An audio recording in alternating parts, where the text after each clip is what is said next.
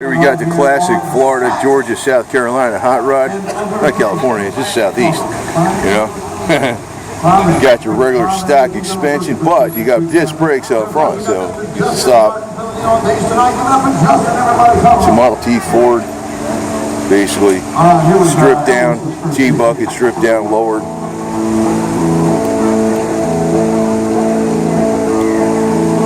This is all you need, man. See that steering works right there?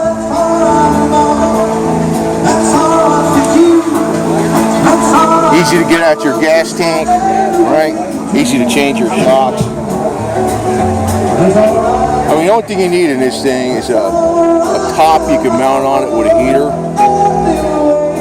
Well, I'll tell you one thing, driving this thing down the highway with them pipes right next to your ear, that would probably wear you out after a while if you're driving long distances. That's all you need, man. Nobody's got balls anymore, you know, that's the problem.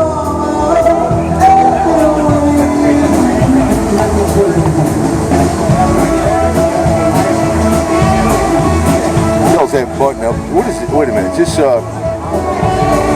It's automatic. It's got the trans lock on it right there. See the button? Trans brake lock. Oh, right there you go. 23 Ford Roadster, 1923. Thank you. I wasn't sure what the hell it was, you know.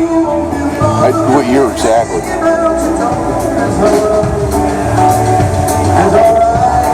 Yeah, you know, these are the ones. These are way more popular in the early 50s and late 50s and early 60s because they're simple. Nobody bought those 57 Chevys brand new unless you're a rich kid. They're riding these things. Tachometer up there. You can see why. Look how much less complicated this ride is compared to something that's brand new from even the early 50s. There's nothing to this thing. You know, they're putting like early 1950s Oldsmobile motors in these things.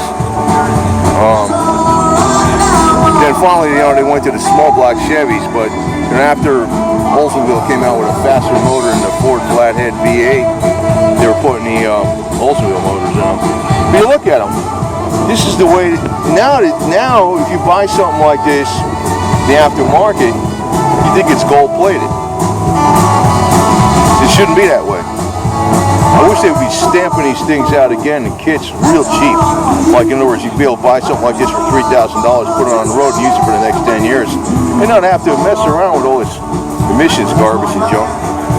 Because we need more carbon in the air because we're going into global cooling, right?